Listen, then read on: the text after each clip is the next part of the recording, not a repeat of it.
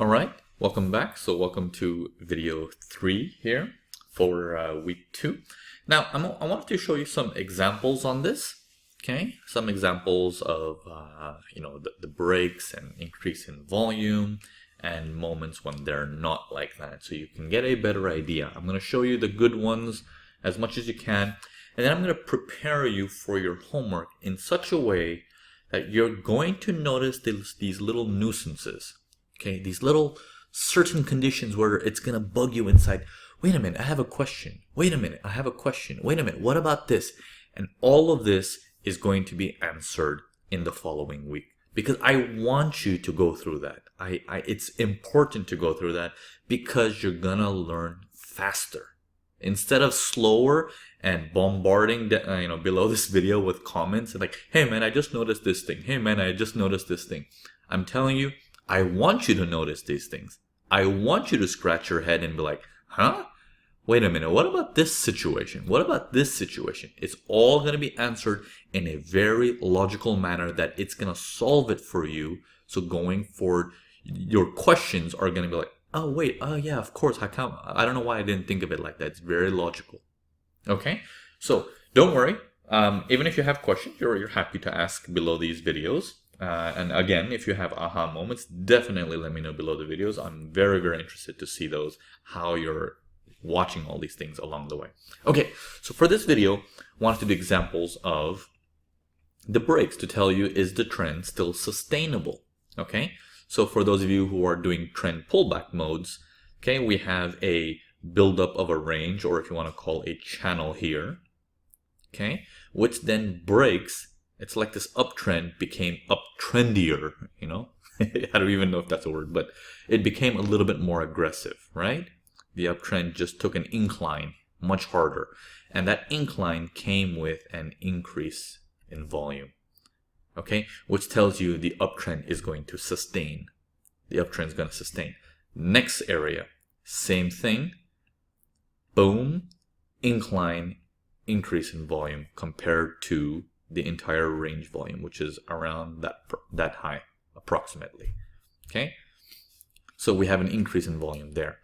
Then again, we have the next range, have a drop below, nothing. Let me put my mouse on that one.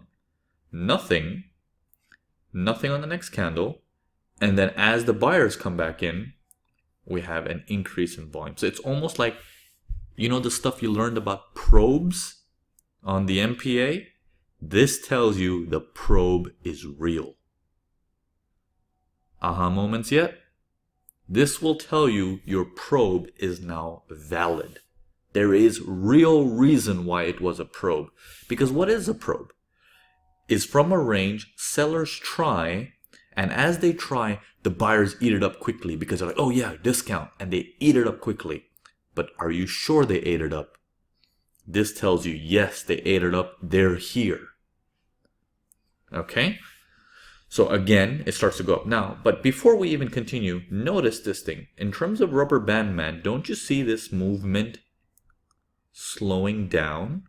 So we would never expect it to go up again, right?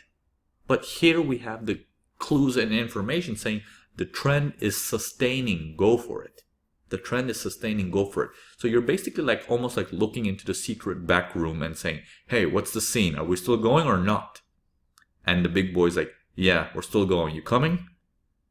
Basically, this is like the VIP room access by looking at all the stuff down here, and they're telling you what they're trying to do. All you have to do is interpret it really, really well and calmly. There is no misinterpretation for this. It's very straightforward. Okay? Now, the next one, it moves up and it starts to develop a range here as well. But now, on the break here, either on the probe side or on the upper side, let's take a look at it. Here's the range, and here is the first break, nothing. Very low volume on that break.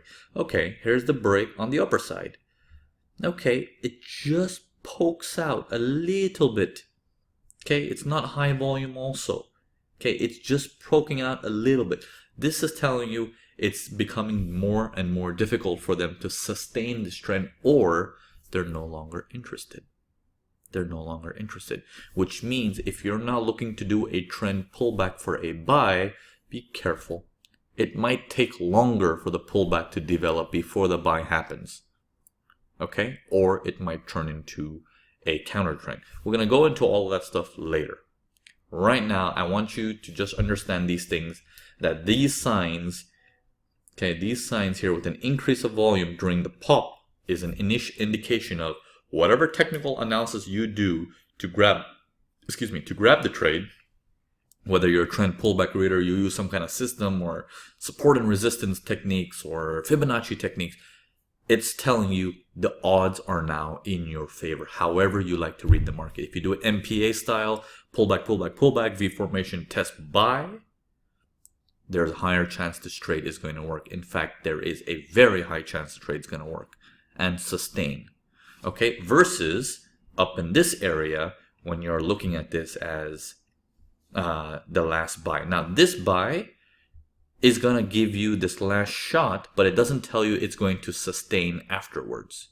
Okay, why is this last trade going to work? Okay, so for example, this piece here, it's because you got the information prior to it telling you, hey, there was strong buyers sustaining this, so any pullbacks for a buy will still make you money, but anything after that, you aren't getting a pullback for a buy because it's like, wait, first of all, I didn't break the high, and where is my volume? It's missing. Okay? It's missing. That tells you they're no longer looking to sustain it, at least for now. Okay? And that's when you can be like, okay, this pair, I'm done. Your job is done. You now go find another pair. Okay? So I hope all of this is making sense for week 2. I didn't want to go all out crazy. Sorry that the videos are long. I like to make shorter videos, but it's okay. I believe you need this a lot more. So I wanted to go in as deep and slowly as I can, even if it takes a little bit longer on the videos. Okay. Now, for your homework, I want you to now notice these things as you sit down to trade for London or the US. Promise me one thing, please. Do not trade size on this right now. Don't go in all out. Don't trade bigger lot sizes. In fact, still be on demo, because I want you to, as you notice these things, I'm telling you right now, you're going to notice a few problems. And it is my job to tell you, I want you to notice those problems, write them down, and think about them. Because next week, we're going to go over these problems piece by piece. And you're going to understand them more and more. It's going to answer a lot of your questions. Okay? So write them down, monitor them. I want you to watch this piece by piece. What's going to happen is you're going to now see these nuisances. And as you build this experience and you go into the next week, those nuisances will get solved and your trading is going to get better. And that's just week 3.